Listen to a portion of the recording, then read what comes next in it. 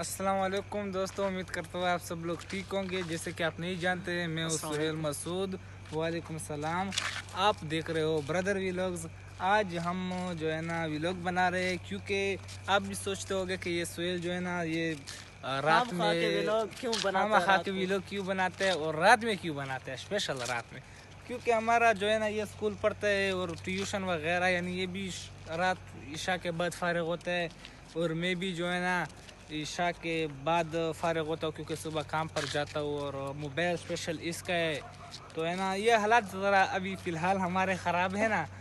تو سبسکرائب کرو ہے نا، آگے سپورٹ کرو. اور ابھی ہم ویلوگ بنا رہے ہیں، اور ابھی ہم نے تراویہ پڑھے ہیں. تراویہ جو ہے نا ابھی میرا دوست جو ہے نا ایک یہ اسپیشل لیٹ کے لیے تیرایا ہوا ہے، اور پتہ نہیں ہے میں صحیح آتا ہوگا یا نہیں آتا ہوگا. یہ ویلوگ دے رہا ہوں گا